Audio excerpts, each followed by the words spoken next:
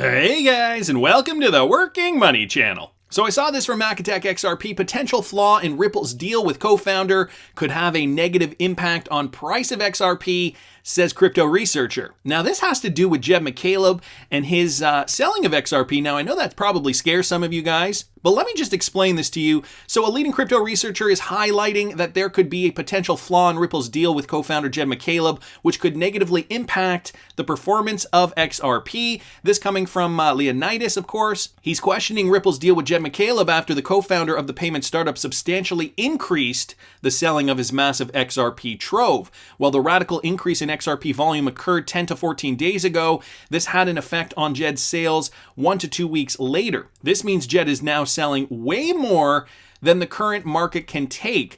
So Leonidas emphasized that on December 6th, McCaleb unloaded 29.5 million XRP after selling less than 10 million XRP for 1 week. And so yeah, if you look at the math, the straight math, it looks like the market won't be able to handle it. But I gotta say, Jed McCaleb is not selling his XRP on the open market. He's not selling it on traditional exchanges. He's not selling it where you and I are buying it. And so it's not going to affect you and I in that way. It's not going to affect the price fluctuation in that way. When he does sell it on the market, though, it does mean that there will be more XRP in the ecosystem. So here's an example that Leonidas mentions. For the record, it would have taken Jed 300 days to sell 207 million XRP a year ago at 689,395.68 XRP per day. Now it will only take 7 days. The XRP researcher emphasized that in terms of percentage, McCaleb's sales may rise as much as fourfold this week. He may currently be selling 1.5% of the past few weeks' volume, but compared to the current volume, this percentage may rise to 5 to 6%.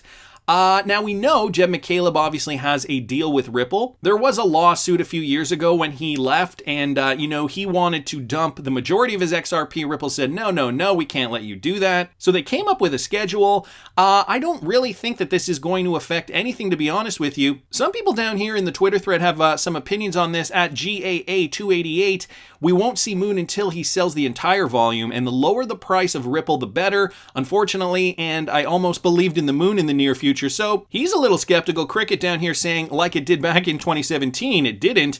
Hikiko saying, well, there's nothing anyone can do about it. So, just kind of letting the cards fall where they will. I brought up the Leonidas tweet thread here, and there's some more responses down here. I know some of you might be new to the XRP community and might want to know a little bit more about this. Let's not forget, guys, and I have to give credit to XR Pizza for Dinner here on Twitter. He posted this. This is a Reddit thread. XRP lawsuit with Jed McCaleb enters 6th year, allowing 750 million XRP to be sold every year, increasing to 1 billion in 2020 and 2 billion in 2021. Now, this tweet thread was started about a year ago now. And there is a schedule. So here it is. Chimera Ant writes, I don't care if you despise XRP, worship XRP, or are somewhere in between. Can we all agree to at least be truthful and do a small amount of research before posting and or commenting? This thread was the top of CC for me this morning, and it was wrong. Jed had an agreement with Ripple regarding his founder's stack and its disposal in 2013. In 2016, it was updated after he attempted to break the 2013 agreement. Please see below for the sales stipulations from the 2013 agreement and the 2016 agreement. So the 2013 agreement here, of course, a quantity of XRP per year, as you guys can see here. And by 2020, he was supposed to sell 2 billion XRP, or rather he was allowed to sell up to 2 billion XRP. And that would continue from 2019 actually into the foreseeable future, which they were presuming it would stop by 2025. But the updated 2016 agreement says that, he is only allowed a percentage of his entire stack. So the fact that he is selling what he is selling, he's totally entitled to do. Of course, I'm sure lawyers took their time, went over this, discussed the stipulations with Ripple executives and the possible ramifications, and came up with an agreement that made sense for everyone. I know some other people were wondering where that XRP goes when Jed sells it, and some people were wondering if it actually goes back to Ripple, if Ripple buys the XRP back from him. Now, I don't know if we know that information for sure. If somebody does, please do put it down in the comment section. But it would make sense for Ripple to actually buy it back and to add it to the escrow so that they can use that XRP as leverage, for more clients that they decide to sign on, so on and so forth. Of course, they want to continue building the XRP ecosystem. So I really don't think Jed sales is anything to worry about particularly. particularly, especially since, you know, he is on a schedule and that schedule was amended back in 2016. We are continuing to see the typical amount of Jed McCaleb sales, as we will, into the foreseeable future. And just because price is fluctuating, that has to do with market sentiment. Of course, people are bullish on all cryptocurrencies at the moment. So, of course, we are seeing price fluctuate accordingly. And did you guys see this? This just in, the Cryptic Poet, Federal Bank has entered into a tie-up with Ripple partner OrbitRemit Limited to facilitate money transfer from New Zealand to India. So OrbitRemit Limited, a leading full-service provider based out of New Zealand, has its presence in other countries like Australia and the UK, and currently provides remittance services to around 39 countries worldwide. Speaking on the occasion, Nilufar Mironfiros, Senior Vice President and Country Head of Deposits, Cards, and Unsecured Lending, Federal Bank said, "We are pleased to announce our online rupee remittance tie-up with OrbitRemit Limited, New Zealand. NRIs and small businesses in New Zealand will now enjoy a modern, low-cost, fast, easy, and more reliable way of transferring money to India." Low cost, fast, easy, reliable way. OrbitRemit, a partner of Ripple, of course, using XRP. And just down here, just showing you guys a screen grab of the OrbitRemit logo here on Ripple's webpage. Gotta thank the Cryptic Poet for posting that. And FTX Exchange, guys, just another one that is going to support the Spark airdrop in the upcoming days. This from XRPCRYPTOWOLF. And Draco down here saying, yeah, pretty much everyone is participating now. It does seem like that. A lot of people were onboarding kind of within the last week or so. FTX, just the most recent in terms of partnerships, supporting the Spark airdrop. And I know some of you guys have the Ledger Nano S or X. If you don't, I do have an affiliate link in the description. You can use it if you want. You don't have to use it though. You might not get it in time for the airdrop, but I did do a video on how to claim your Spark tokens if you do have a Ledger Nano S or X. I'll put it up here in the top right hand corner if you guys still haven't caught that. Just wanted to bring it up because it is only a few days away. What's today, the 8th? Let me see. Yeah, today's the 8th, so the snapshot is in 4 days, on the 12th. I also saw this, guys. China makes digital yuan transfers as easy as using a phone. And you know who retweeted this out? Chris Giancarlo, the former CFTC chairman, business exec, attorney, writer, husband, father, advocate for orderly, vibrant, and entrepreneurial markets, aka Crypto Dad. That's right, a very prominent, important person with regards to cryptocurrency adoption and legislation in the United States. He's tweeting this out to let us all know what China is doing. China will expand trials of its digital yuan Friday evening with a feature to let individuals send money to each other by just touching their smartphones together, broadening use of the new currency beyond physical stores. Up to 1,000 people in Suzhou will participate in a test of the new function, which can be used even without an internet connection, alongside a digital yuan lottery in the city. The goal is to make sending electronic money feel like having physical cash change hands. Huawei Technologies has rolled out phones that support this feature. So guys, now you're not, this is next level cryptocurrency adoption. China is already having the foresight to realize that, you know, an internet connection, at least today, is important for sending money if you're using your phone or whatever. And so they're making it so that you don't even need an internet connection now. A successful test would bring China a step closer to its goal of a full-fledged launch by the time the Winter Olympics are held in February 2022.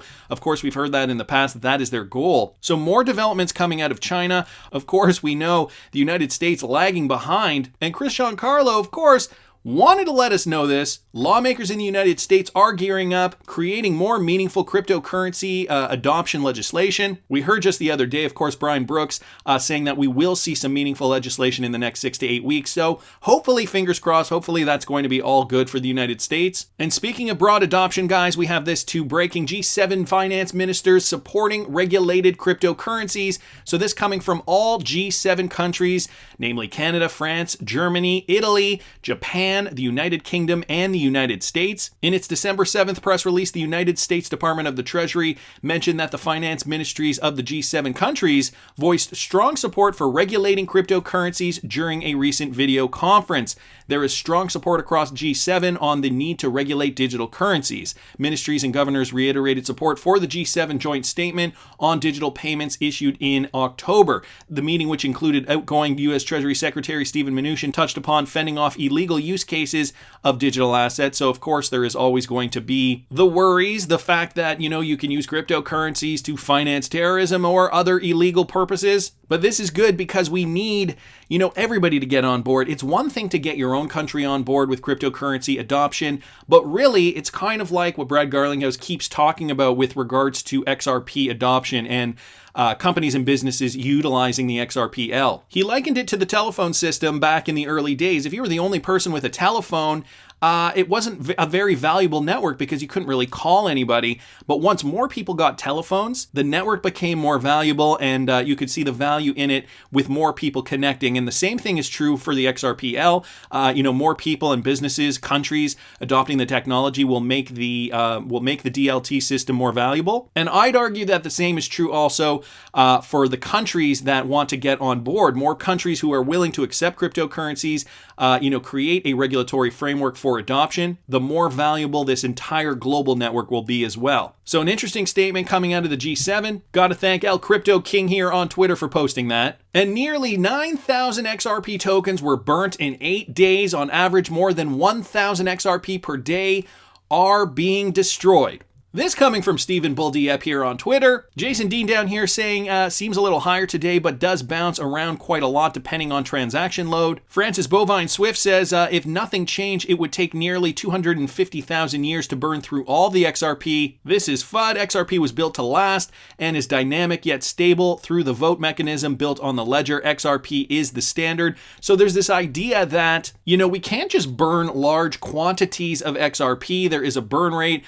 Of course, the cryptographers behind XRP created this in order for the XRP ecosystem to sustain itself for, what was it down here? They're saying it would take 250,000 years if everything stayed the status quo. Of course, we know that this isn't the status quo while it is for today, but we are going to see continued adoption throughout the years. We are going to see more transactions travel through the XRPL as the days, weeks, months, years go on. And so this burn rate is also going to continue moving upward. And this is why we're starting off with a total supply of 100 billion. A lot of people talk about the total supply, think to themselves, well, it's not scarce.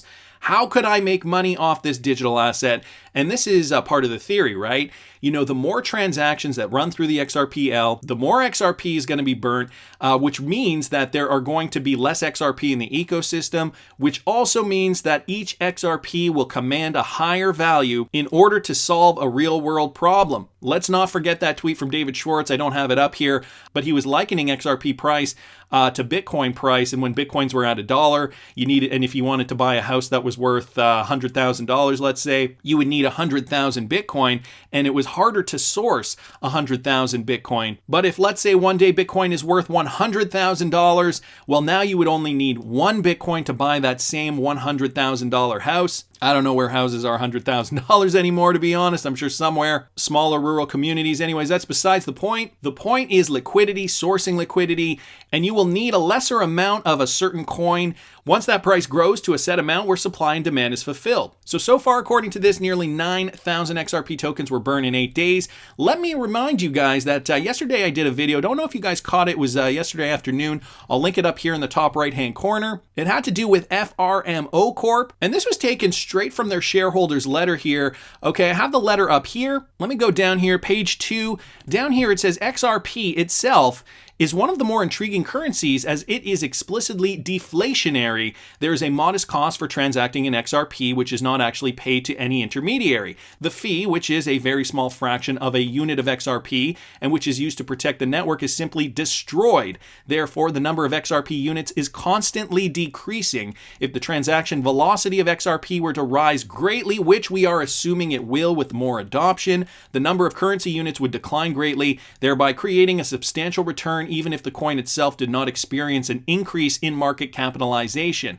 It would, however, experience an increase in value per unit. So an increased value per unit based on the need, based on the supply and demand, because the velocity is going to change in the future, right? Or at least we're assuming it will. Cross-border transactions, any other possible use case for XRP is just going to be accelerated in the future, especially moving towards this digital economy. So we are going to see more XRP usage, not less. And therefore, if that velocity keeps increasing, we're just going to need to have an XRP worth more in order to fulfill the same demand, right? Unlike other cryptocurrencies, XRP is not mined and its validation system is closed to outsiders, which differs from the other cryptocurrencies that are mined. The mined cryptocurrencies are open systems that welcome new participants. Nevertheless, XRP, at least theoretically, does have significant return potential. So there you go, guys. From the FRMO fiscal letter, their 2020 letter to shareholders, obviously seeing the potential in XRP. The burn rate, I think, is going to help us down the road. We need the XRP in the ecosystem today, and we need the liquidity to be built today.